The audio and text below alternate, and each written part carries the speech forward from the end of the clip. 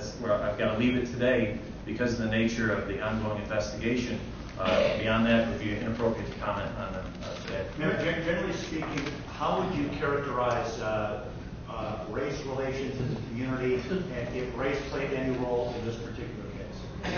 Thank you. Two things. Number one, on Monday night, just by way of example, at City Council, there were a number of people here planning to come here even before this incident took place. And there was a lot of discussion, issues about Rock Valley College, issues about the library being closed. You know, we're going through a lot of challenges right now in our community. Frankly, those challenges are challenges for the entire community. That being said, I have had a chance to meet with individuals within the community. We had a meeting just before the start of this press conference who have raised those concerns about race.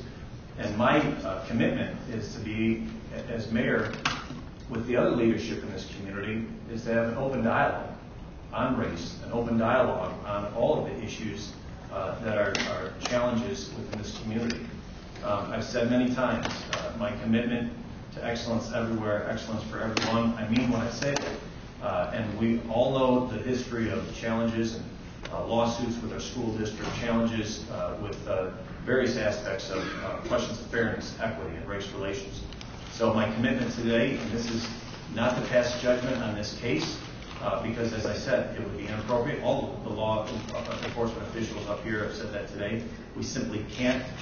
We have to serve the purposes and means of justice in this case, and therefore I'm not going to comment on the issues as it relates to this case, but I'll say generally speaking, very open to dialogue, and I've had, I think, some very good discussions. Our chief did, as well as myself, and I'm very open to encouraging a full dialogue on our community, on those challenges, and how we work together through those issues.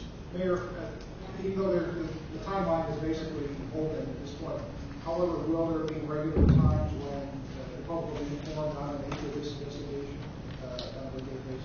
You know, I'd let some of the other folks just talk about the nature of the investigative work and how it might come to a head. As I said, there's criminal side which takes priority right now, as opposed to an issue of internal conduct, tactics, or discipline. The first and foremost activity is also going to be surrounding and prioritized around an investigation as to whether the shooting was justified or not justified. Deputy Chief Limbaugh, I don't know if you have a comment just on timing and some of the issues, or Joe. When the criminal investigation is completed, when the criminal investigation is complete, it's given to the Winnebago County Attorney's Office for further review. When they feel comfortable with it, they bring it into the judicial process, and I'll let Cecily Briscoe speak on that.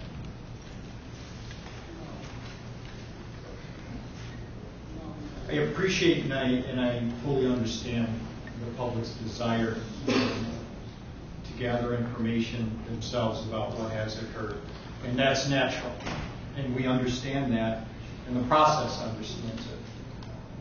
But in order to protect the integrity of the process and to ensure that the process proceeds appropriately in the best interests of all, there are points in time when it will be appropriate to release information, and that will be done. At this point, because the investigation is ongoing, there are limitations there.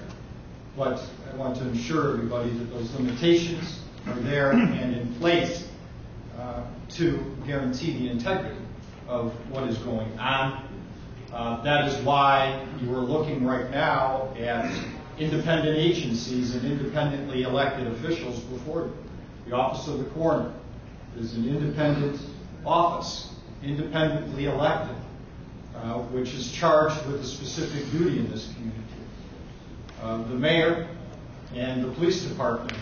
The mayor is an independently elected individual charged with certain responsibilities, especially as it pertains to the city of Rockford, and the office that I represent, the Office of the State's Attorney, is independently elected county office charged with specific duties in this particular process that this community is going to go through.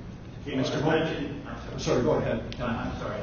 It was mentioned in the press release yesterday from the coroner's office that multiple shots were fired, but not 8 or 9. Could you be more specific? Multiple shots, 6, 7, 4, 5. How many shots were fired? At this point in time, cannot release. Mr.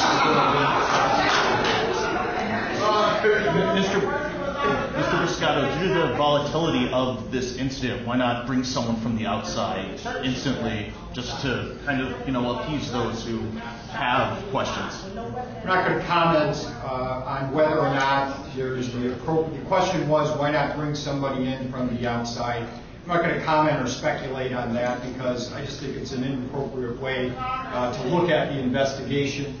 I think that commenting on the specific facts is something that is prohibited and would interfere or impede with the investigation. And that is unfortunately, at this point in time, as the mayor said, as far as we are prepared to go.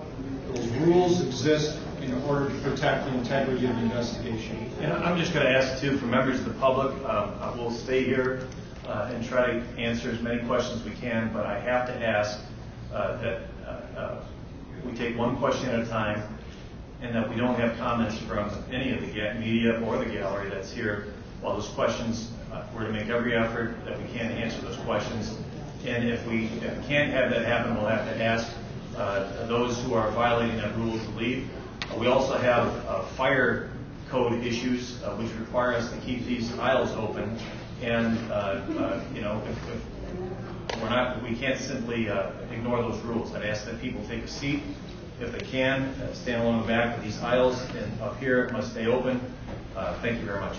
And other questions? Chief Epperson, what was the race of the 2 officers involved?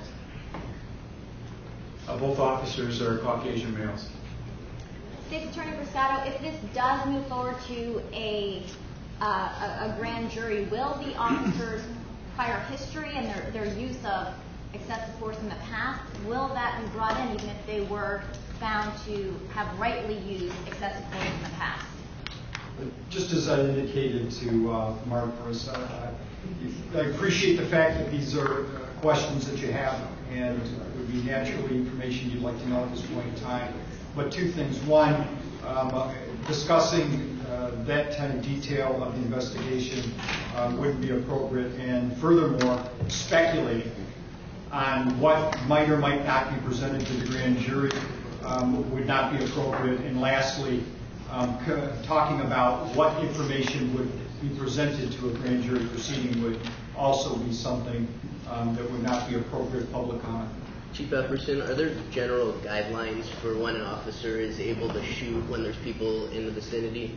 Like, do officers have general guidelines of this is the time you can shoot and this is the time you can't when there are people in a certain area around? Again, that's going to be a question that you're asking that's an open issue. You're talking about specific tactics, and so I'm not going to comment on those. What is I could ask you a question. Right. We do have, as far as what we can do and what we can't do, as far as our policies and procedures, our state law, our use of force, those type of things, those are all on our website. We've had them up for now about a year. We have some 25, 35 general order policies and procedures, everything from administrative to taking someone in custody to just our general operating procedures. So I encourage you to take a look at those around our website. What is the procedure as far as instead of maybe using a gun and using a taser when making that decision?